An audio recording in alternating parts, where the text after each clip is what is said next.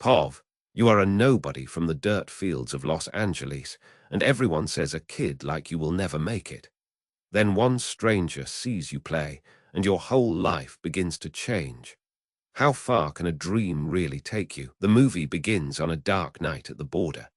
You are just a little boy, carried across into America in your father's arms, and the one thing you refuse to let go of is your football. 10 years later, you are grown in Los Angeles. You cut grass and haul equipment for your father's gardening business by day and bus tables in a restaurant by night. You are always tired and always invisible, but on Sunday, you become someone else. You play on a dusty park with no real grass, and out there the ball obeys you like it is tied to your feet. People stop and stare. One day an old Englishman watches you the entire match. His name is Foy, and a lifetime ago he was a footballer himself. He finds you afterward and says you have a real gift, and he wants to get you a trial at a Premier League club. You laugh. Dreams like that do not happen to people like you. Your father agrees. He says there are two kinds of people in this world, the ones who live in big houses and the ones like you who cut their lawns. But Foy is serious. In the middle of the night, he calls the manager of Newcastle United and makes him promise one thing. If you show up in England, you get one trial, one chance. When Foy brings the offer to your door, your father explodes. He calls it nonsense. He tells you to keep your feet on the ground instead of your head in the sky, and he drags you away. Then it cuts deeper. Your father takes the money you saved for the trip, $1,200, and spends it on a truck for the business. You scream that he stole your one chance. He says this is how a man takes care of his family. You tell him it is your life, not yours. Far away, Newcastle unveils their new star, Gavin, £8 million of talent and trouble. Remember him. He will matter to you more than you can imagine. Then your grandmother does something quietly incredible. She sells her oldest, most precious things and buys you a ticket. She sends you off in secret before your father can stop you. You deserve this chance, she says. Take it. So you go. You cross an ocean alone and land in a freezing grey city in the north of England, called Newcastle. Foy takes you in. You learn he is not in football anymore. He fixes cars now, and he lost his wife a few years ago. Quietly, he is rebuilding something too. Here, football is a religion.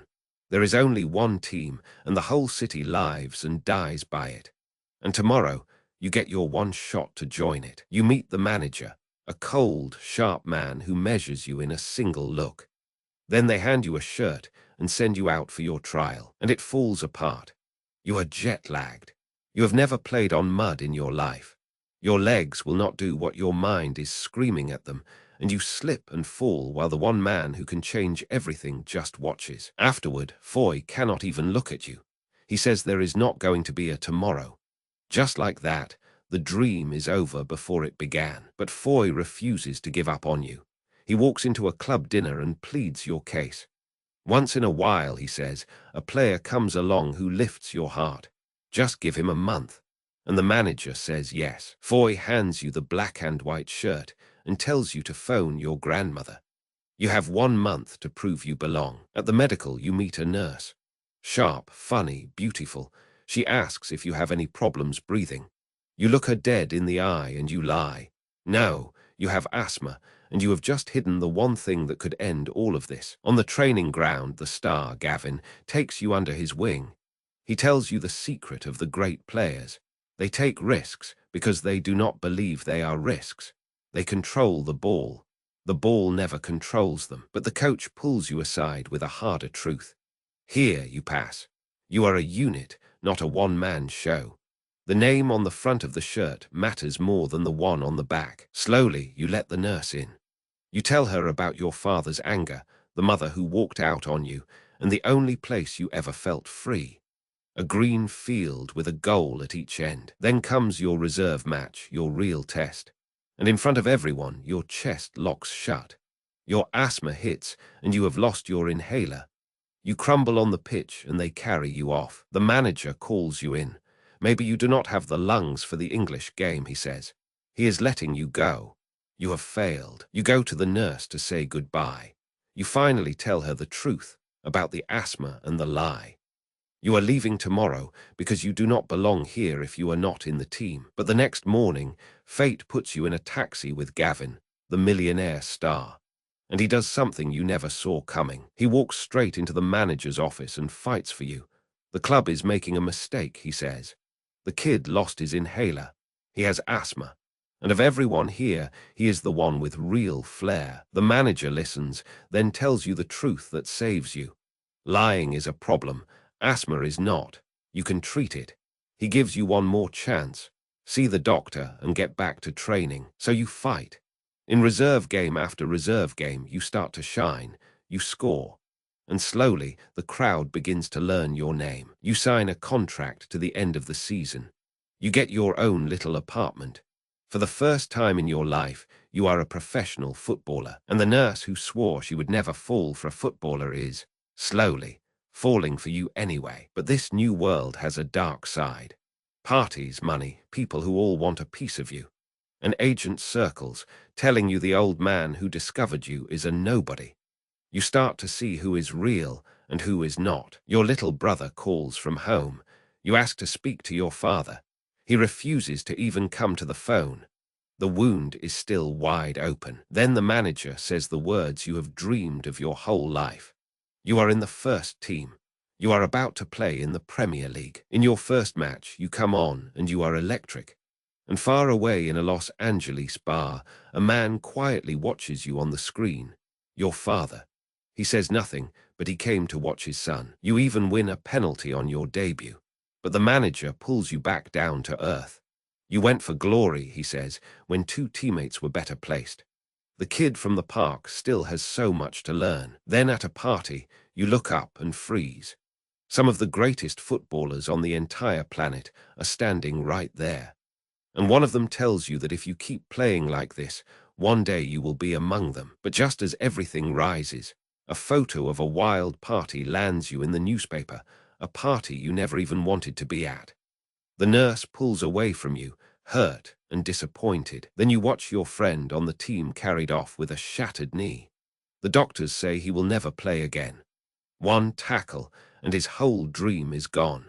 And you realize how fragile all of this really is. And then comes the call that breaks you. Your father has died. A heart attack. And you never made peace with him. You sit in the airport, ready to fly home for the funeral. But there, you understand something. You were about to use this as an excuse to quit, exactly the way your father taught you to. And you decide that you will not. You speak to him one last time, inside your heart. The only person who can tell me I am not good enough, you say, is you.